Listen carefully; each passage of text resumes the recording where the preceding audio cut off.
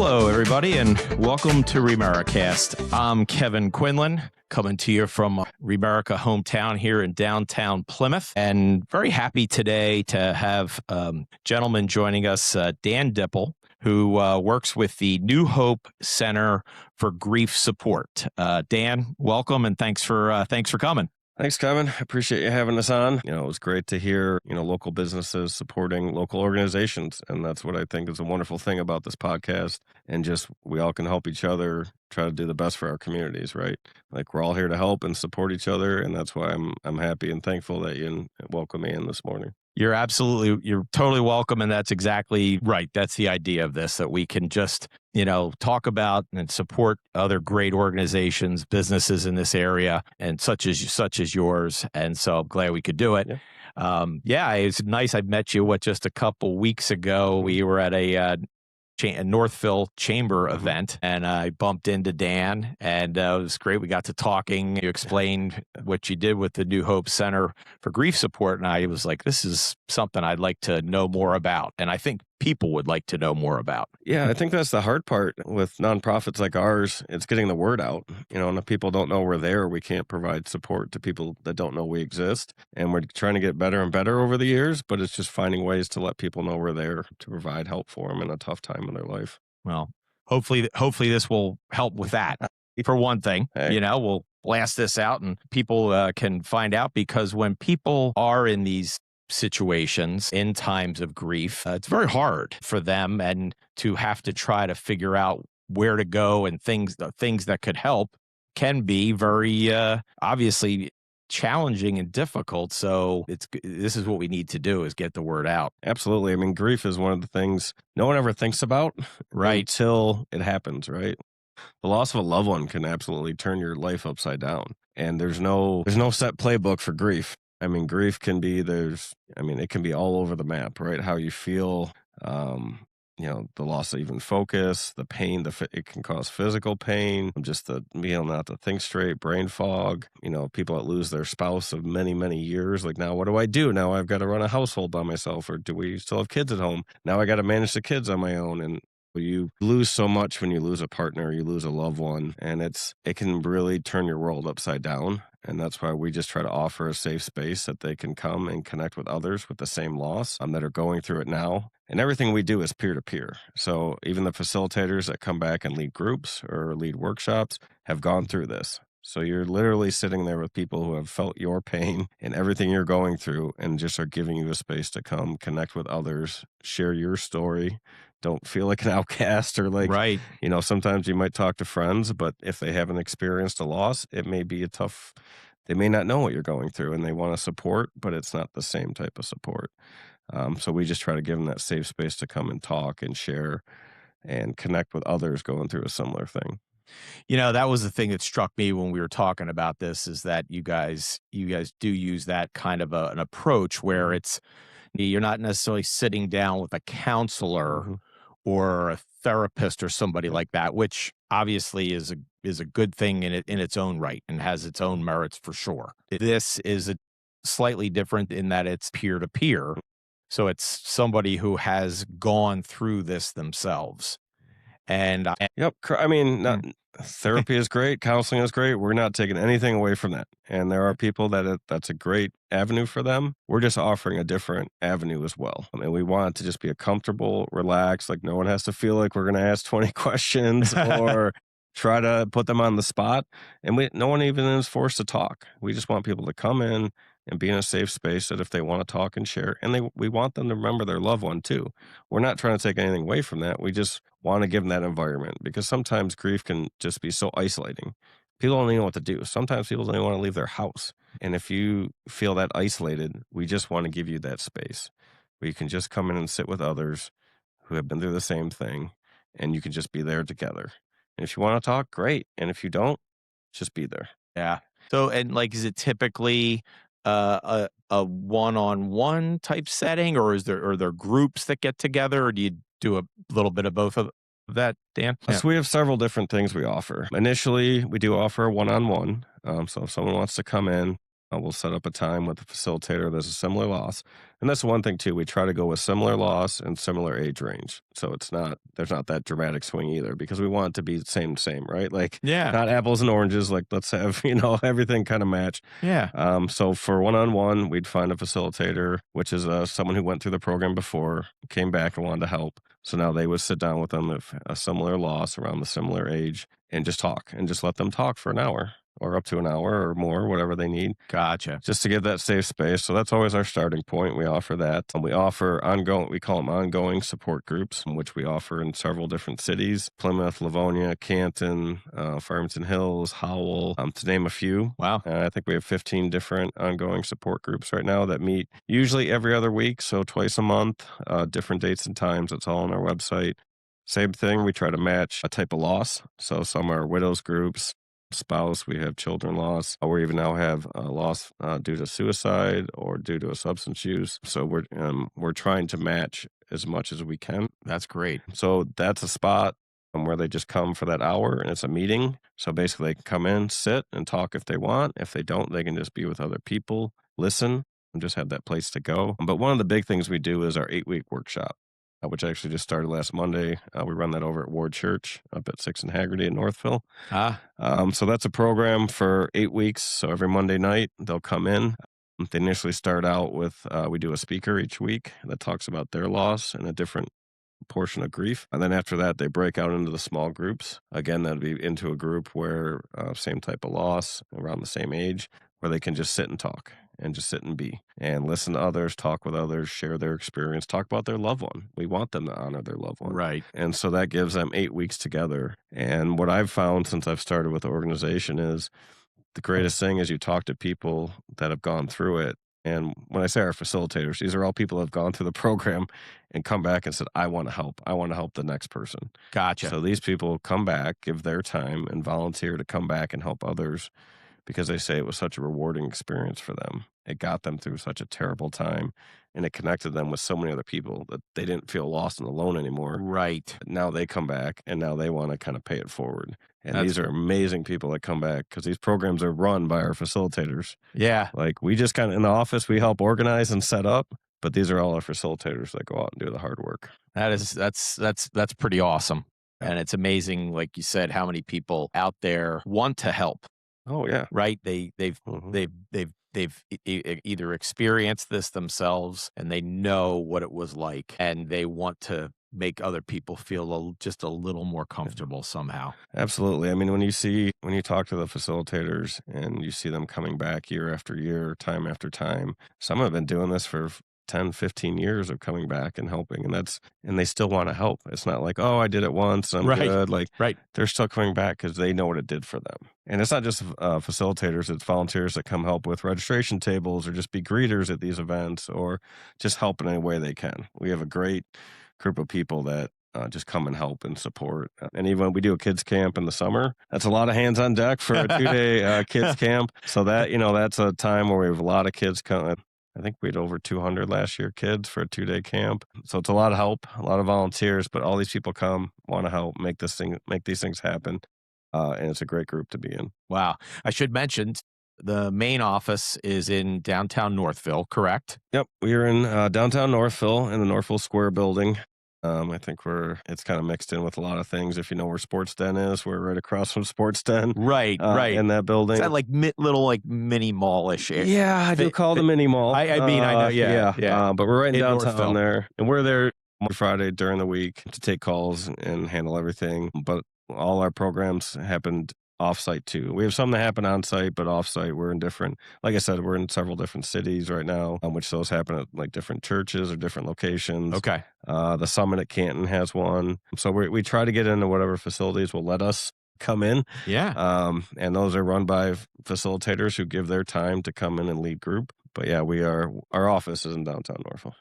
Do you find, are people hesitant sometimes to get, not the facilitators, but the people that need the help that are dealing with grief? I know sometimes, like you said, they don't even want to leave their house. I mean, they don't even, they're in that situation. So is there a way that you guys try to make it more comfortable or easier for them to actually take that step to get in?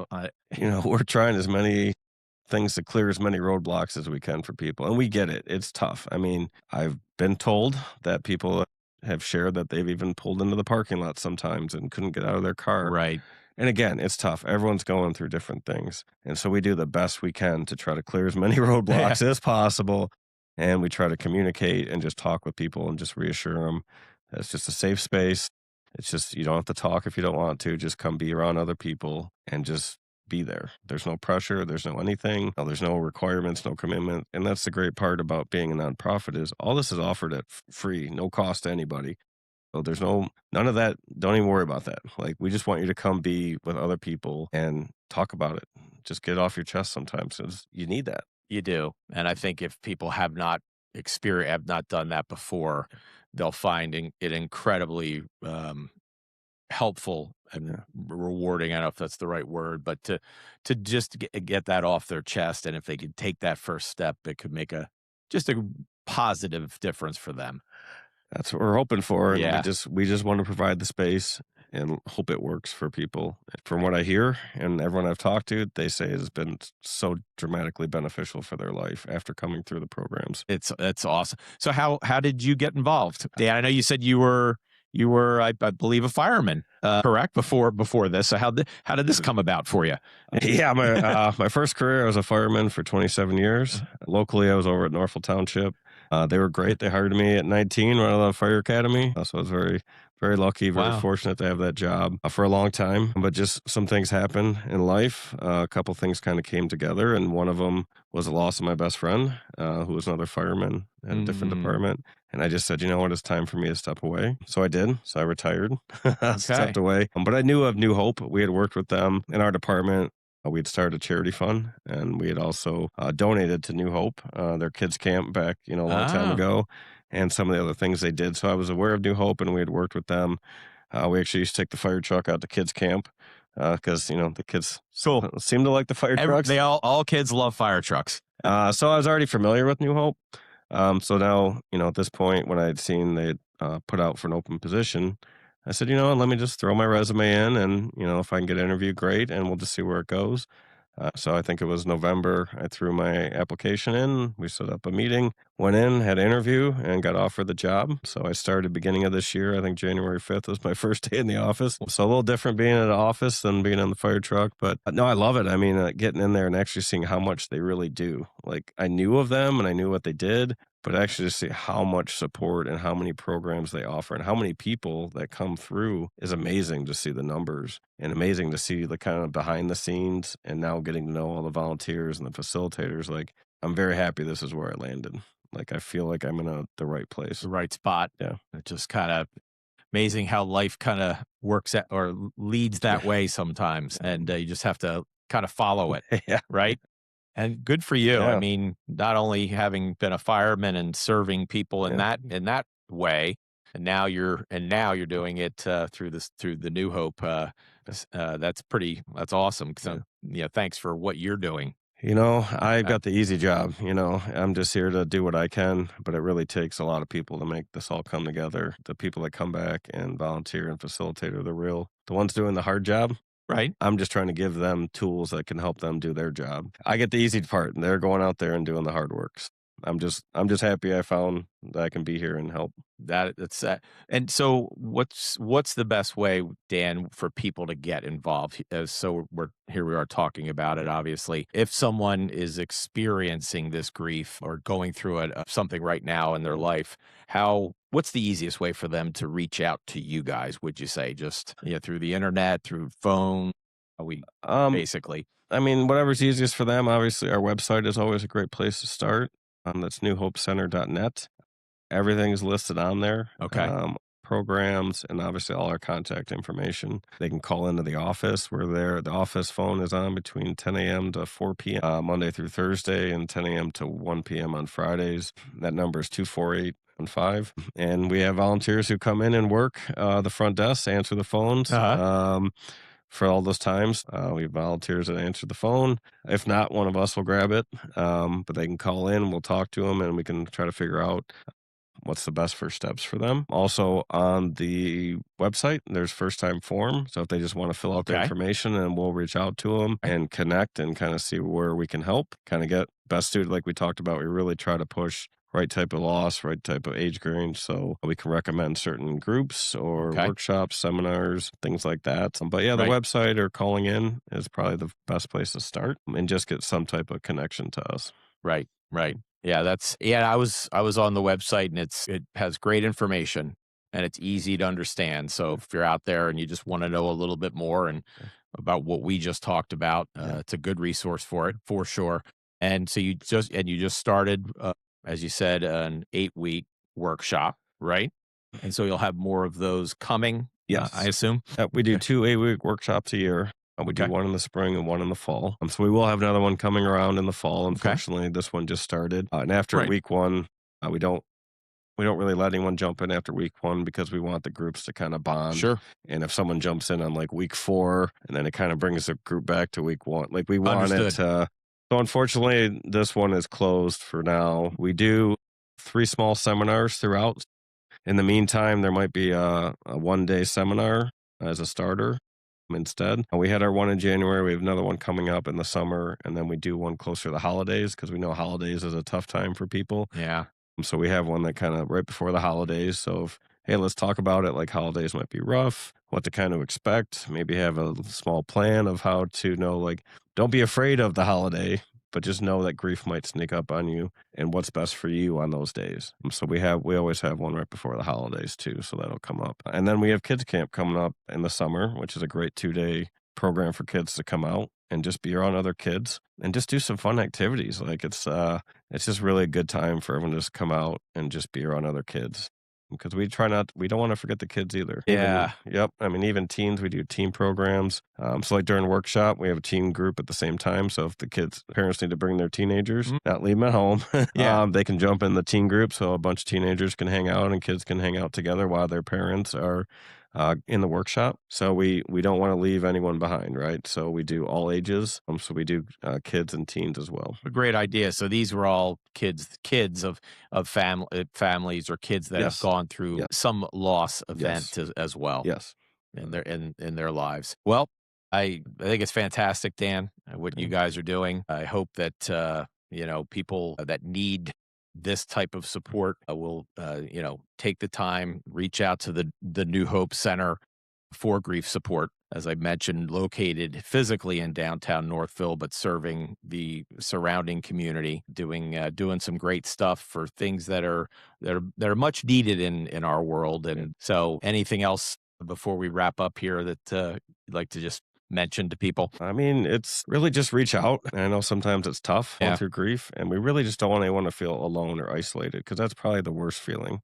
Like when you just feel alone and no one understands and you don't know what to do. Just take that first step. It might be tough, but if it's just filling out the form online or just giving us a call or just coming to the group, the ongoing groups, there's no pre-registration. You can just show up at any time. Just take that first step. Right. It can make a drastic difference, and there's no pressure. There's no anything. There's no expectations. No pressure, no cost, no expectations. And as Dan said, you can come in, you can sit down, you can just listen. You don't have to say a word. When you're comfortable saying something, by all means, then that will probably Yep. help you as part of this. But it's nice to know that you can, and just being around other people in that have gone through, you'll feel, it'll make you feel better. I mean, there are people that have actually said it saved their lives, and that really, really kind of touched me. And I, Yeah, and I will share one last thing because this actually got me. please do. Yeah. When we had our January seminar, so it was my first time being in one of our weekend seminar. It was a 1-day seminar, but we had 2 speakers that day, and the one gentleman who spoke has had a lot of loss in his life. And when he got done speaking to the group, obviously he went off to the side, and 3 of our male participants actually got up from their tables, went over and gave him a hug and talked to him. And that was something that just got me. And how often do you see men get up and go hug Right, other men, especially ones right, you don't know? right, And right, so, right. like, if his speech could affect these 3 guys to get up out of their chairs and go hug a stranger and Wow, sit and talk for a long time, amazing. then that made an impact for these 3 gentlemen, and it reminded me of what we do, and what we do is a good thing, Wow. and it was like, "This is where I need to be," and if our programs off that one speaker for Right. one afternoon made a difference for these 3 people, and hopefully everyone else that was there, I physically got to see that, and that was something I was like, "Alright, we do good stuff." We did. This is the Yeah, yeah. That's awesome. I love just hear it. I have goosebumps yeah, yeah, just hearing that story. yeah, And there's so many. Look, it's tough out there, and we're human, and we all have struggles, every one of us, and things can be very overwhelming and difficult for a lot of different reasons. And when you find that there are just other such kind, nice human beings, and I would venture to say that most of us are that way deep down, and try to help others, that it's really special, and it's great that organizations like yours stand up for people that desperately need this kind of help and support. yeah, I mean, Mm. that's Yeah. I mean, it can really help, and it can really be beneficial in a tough time in your life, and we just wanna make it safe, simple, and easy to come to and be a part of. Well, that is awesome. Please reach out. Again, it is the New Hope Center for Grief Support. You can call and ask for Dan. Dan Yep, Dipple is right here. He's our guy. Dan would be happy to talk with you and put you in touch with the right whoever you need to be a facilitator that will help you in your area of grief and dealing with loss. Absolutely. Well, Dan, it was great to have you. Thanks for taking the time and educating us all a little bit on what you guys do. Thank you, I appreciate you letting me be here and speak about it. Like I said, people don't know we're there, we can't be a service to them, so I appreciate you giving this opportunity and this platform to let us speak and share, and what you do for everyone else in the community, that you bring on, and you let everyone talk about their stuff. We're all here to help each other. Like you said, I think everyone is a good person at heart, and we're all here to just help each other, and I think this is a great way to start. Awesome. Awesome. Well, that's great.